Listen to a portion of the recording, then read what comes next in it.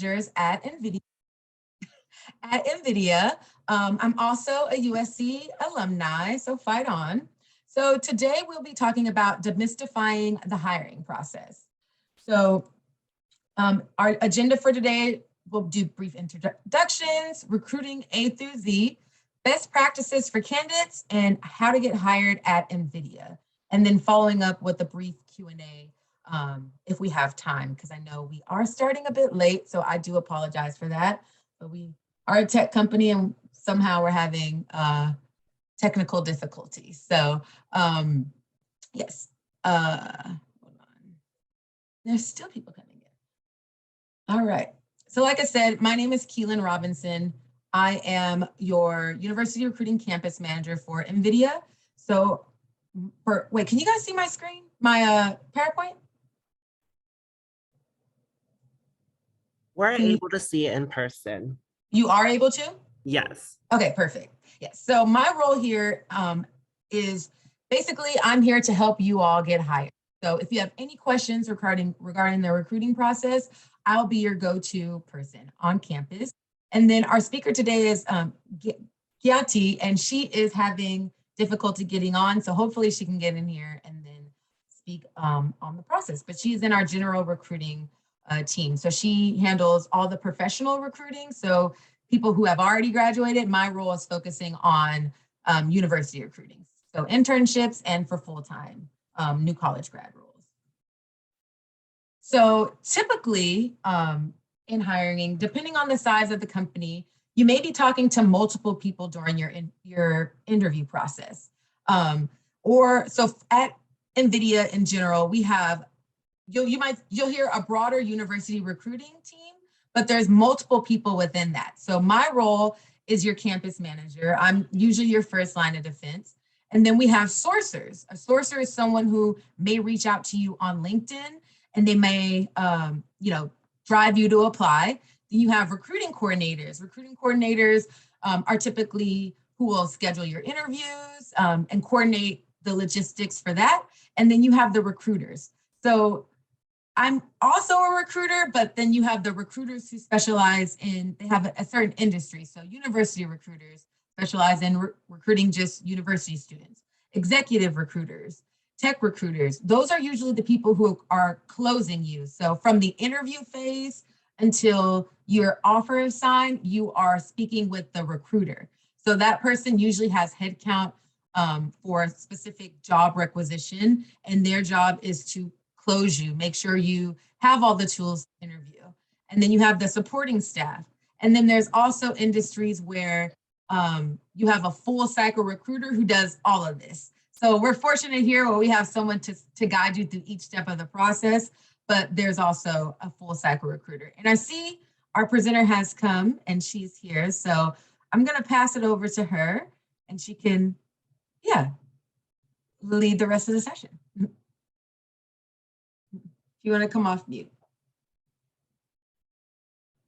Oh, I see. Can you hear me now? Yes, we can hear you. Okay.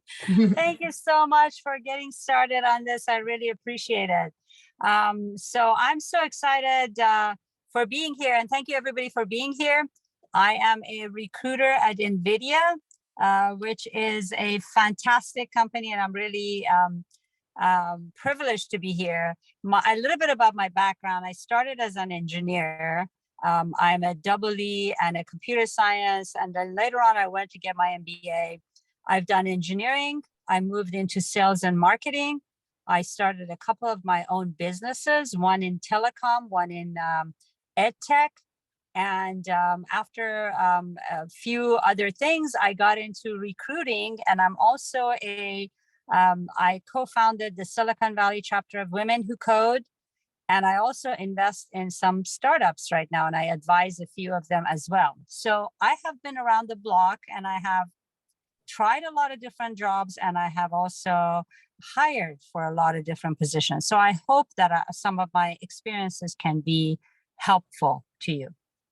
So moving on to, thank you, Keelan, for, let's see, I saw a question. Oh, how to be part of Women Who Code. I'll get to the questions as I see them. I hope if I miss some, please feel free to reach out to me on LinkedIn later and ask your questions. You're welcome to do that. You can be a member of Women Who Code by joining their Facebook page, their Slack channel. They have a womenwhocode.com organization. You can become a member. They have presence on Meetup and Facebook as well.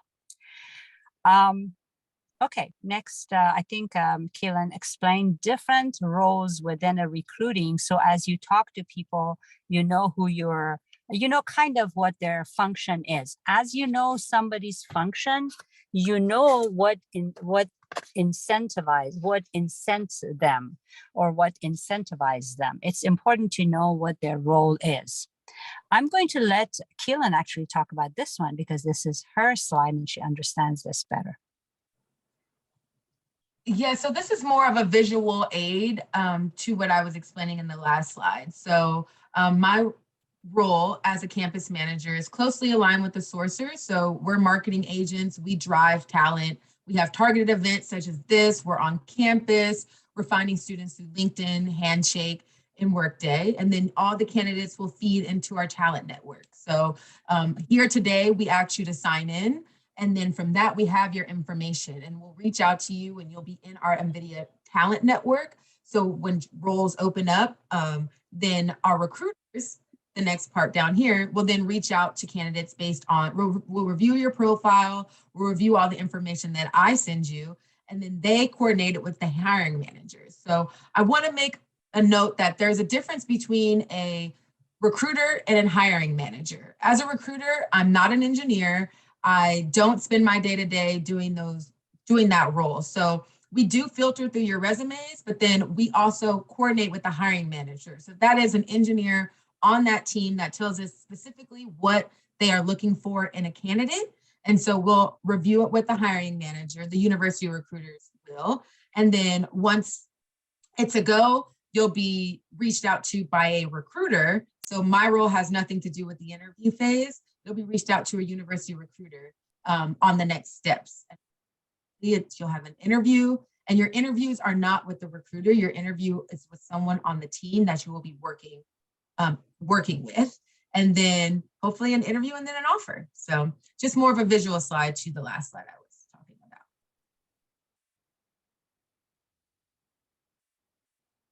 So Gulti, I'll pass it back to you. Okay. All right, everybody. So I'm going to slow down here a little bit. I really wanted this section of the presentation to be a little bit of a general information for you. As you are starting your careers, I wanted you to kind of understand what are the motivations for the recruiting teams. There are different people within the recruiting team and their of course, roles, but depending on their roles, their motivations are different. And as you are going through your careers, you have to always be cognizant and understand who your audience is, what are their motivations and what makes them tick. So let's step back a little bit. There are two different types of recruiters. And you will encounter them throughout your career at different stages. An agency recruiter typically works for multiple companies. They work for an agency, and the agency tries to build a business by getting companies to ask them to find people for them.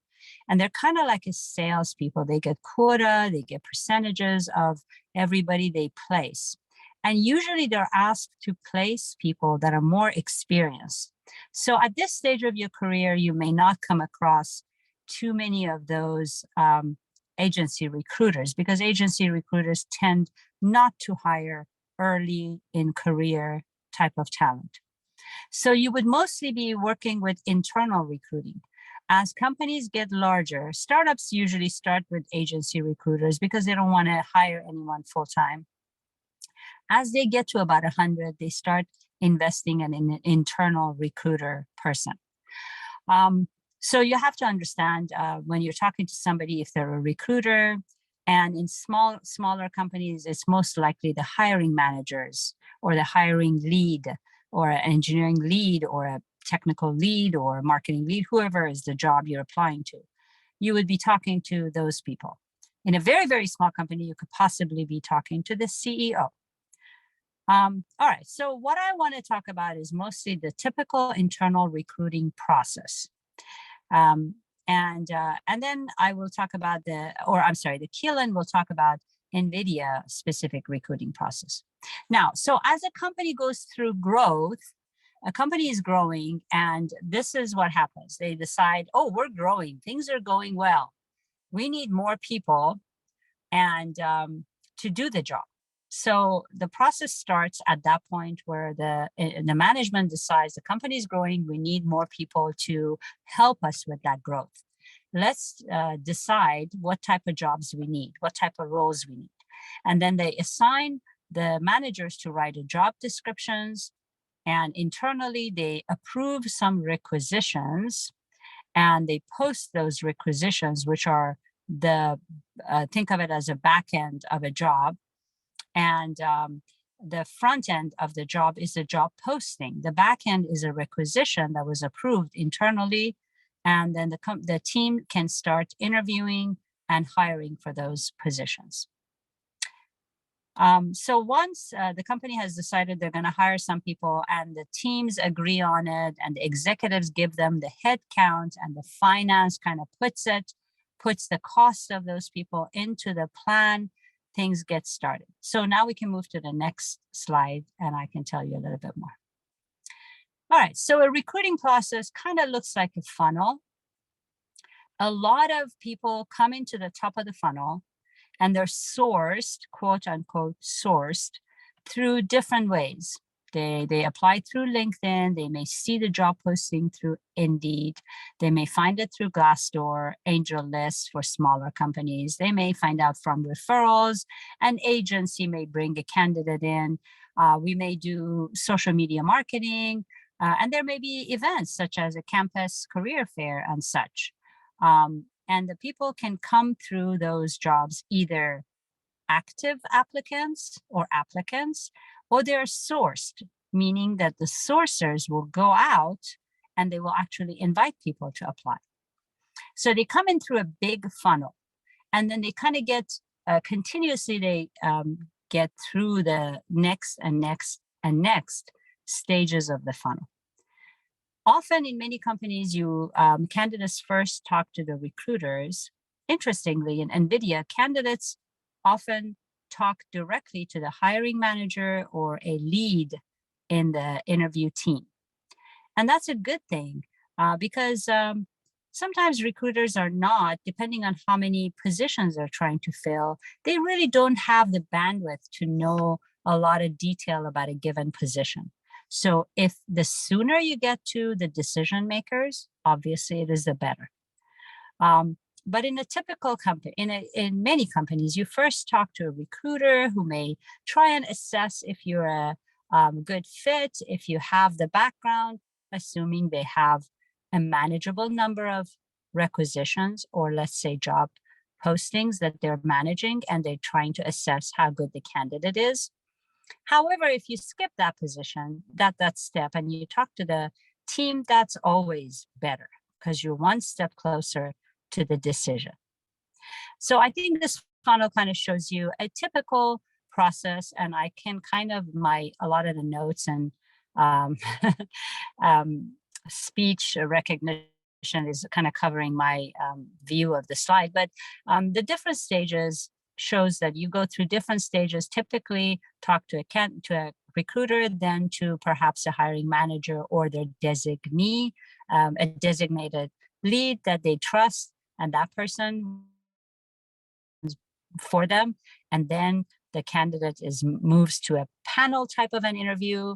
It used to be on site, and in the time of COVID, a lot of things are happening virtual, and of course not in the same day. And so a few more people talk to you. They have roles and responsibilities in advance that one may be talking to the candidate about a culture fit. One may be talking to them about their technical abilities. One may be talking to them about kind of fit with the team, and on and on. And at the end, a decision is typically made for the best candidate for the job. And then that person often goes through a reference check. a background check, an offer is made at roughly the same time. And the candidate either accepts or not. So we can move to the next slide and I can tell you a little bit more. All right, here I just wanted to say how NVIDIA may be a little different than that typical funnel. And of course, NVIDIA is a very well recognized brand. Not a lot of sourcing has to be done for all the positions. And unlike a small company, which is not really well known and therefore does not have a good brand, they have to go out and find people. NVIDIA's funnel of candidates are often full because we have a good brand. There is a high volume of open positions. Of course, it's a large company. A lot of people are needed to fuel the growth, if you will. And there's a high volume of candidates sitting in the application stage. And there is a high emphasis on candidate experience. Now, every company talks about it, but of course, they're a company with a really, and so NVIDIA is very aware of that. A lot of senior candidates will go through reference checks and background checks. Some of the more early in career candidates may not go through reference checks simply because they have not had the breadth of experience, many years of experience, that they may even have any references. So it is not that critical. But the background check kind of is almost always done in a larger company. Even a small company, I believe, does a background check. It doesn't cost very much, and companies tend to do that.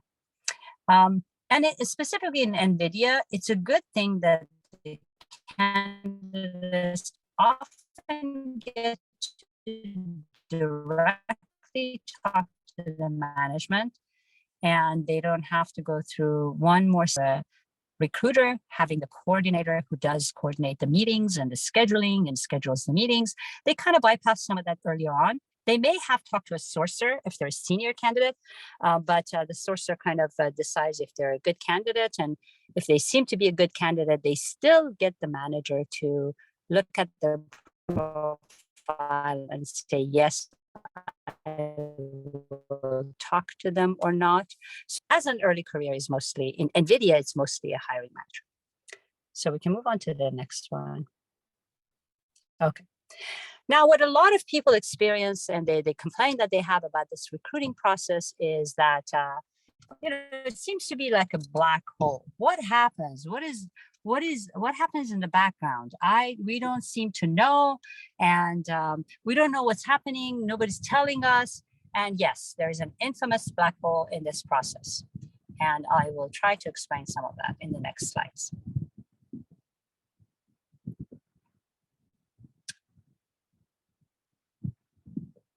Okay.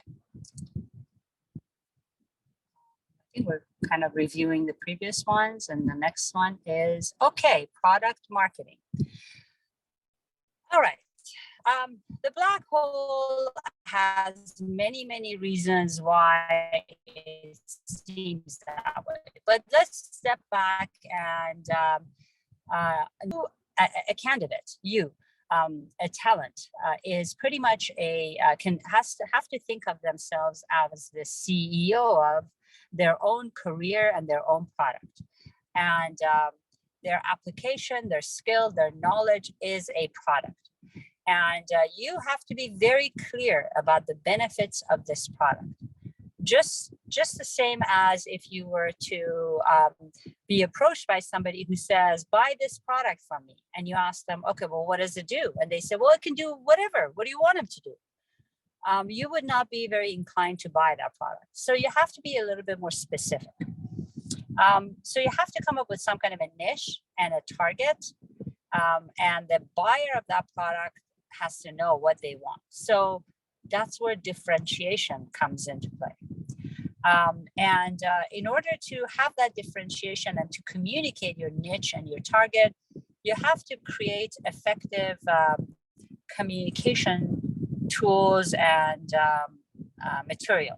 And those communication materials are basically your resume, your bio, your LinkedIn profile, maybe your value proposition, your elevator pitch, all the things that you've heard in the past. These are all messaging that are going to help you be very specific. People have to understand there has to basically be a sound bite about the benefit that you provide. So try and think of yourself as a product, and your career and your skill set as a product that you're in charge of marketing for the rest of your career's life. Okay, we can look at the next slide. All right.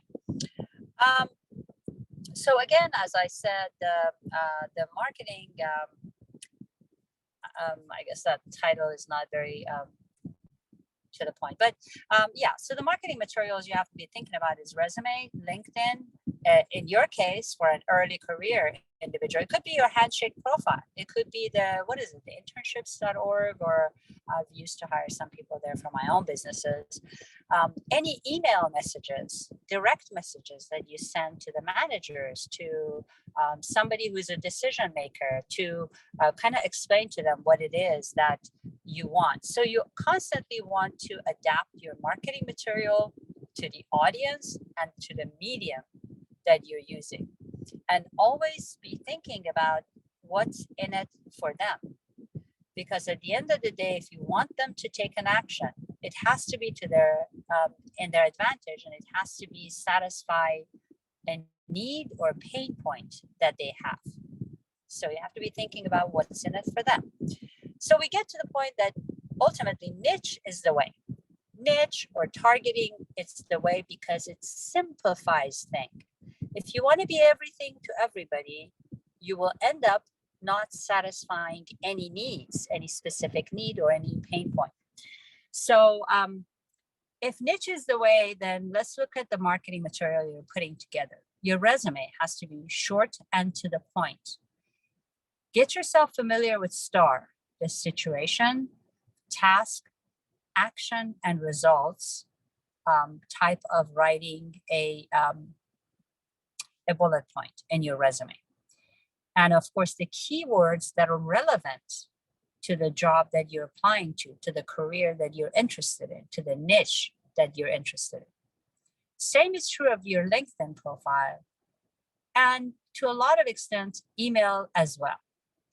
Now, specific to email, the subject really matters, because as you have written many essays, it's always the hook, it's always the title.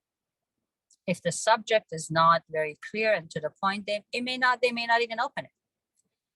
And once they open the email, you want them to have everything at their fingertips. You want to attach their resume. You want to send a link to the position that you applied for, maybe a job number, maybe and also a paragraph or something very brief about why are you the right person for this, and what do you want from them? So all these, you just basically want to make it really easy for the person that you're asking something from. And it's also true of the resume and LinkedIn. They have to be very to the point, and they have to pretty much hit the same points over and over again. If your resume if you're applying for a job that is in a specific area, try and have at least two or three latest positions that address the same job. If you have done a lot of different things and they're not relevant, cut it short. It's often about what have you done for me lately. So if there is, they have to be kind of feeding that niche. So it's always have to be repeat, repeat, repeat for people to remember. Okay, let's look at the next slide. All right. If you think about build it and they will come, that's not always true, right? Build it and they will come. As some of you may have posted a meme, a social media profile, maybe you created a website. Just because you built it doesn't mean that it works and it takes off and people find it. Let's say you perfected your marketing material, meaning your resume and your LinkedIn and whatever. But they still have, you were still not found. Now it's time to act. You do not want to, you don't want to miss any opportunity to get in front of decision makers, hiring managers, hiring teams. So if there are any campus job fairs, tech talks, you want to attend those. I have known many college students who didn't quite feel ready. But remember, it always takes time, and you want to fail fast, fail early, as often as possible and as early as possible. So if you don't feel ready, still do it. Do it and make it a learning process. Attend any hackathons, apply online to jobs, reach out to your network, get referrals, and still network with people.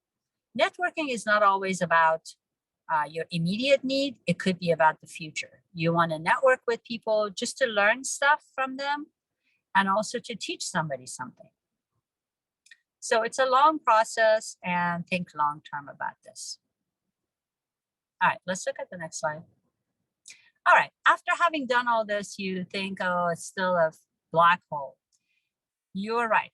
There are definitely inefficiencies in the recruiting process and the humans who manage this process. Things fall through the cracks, and there are new tools and plenty of new processes that are constantly being built because there are inefficiencies in the process. And a lot of it has to do with just, human capacity. There are too many, maybe too many roles that a recruiter is trying to recruit for. And we're always talking about internal recruiting here when I'm talking about recruiters. And they just have too many people asking them for too many things. So, which kind of brings us back to always what's in it for them. Think about that. You want to make the person's life easy, give them all the information, make it timely. If you have to respond to them or reach out to them 2 or 3 times, always be positive. Always know that if they did not get back to you, it could be that they're just busy. So you can always highlight that and say, I realize that you've been busy. If there is anything you can give me or information you can give me, or if some kind of feedback, if I'm just basically barking up the wrong tree, are you the right person? Is this the right format? So always be positive and ask questions for the learning of it. Let's look at the next slide.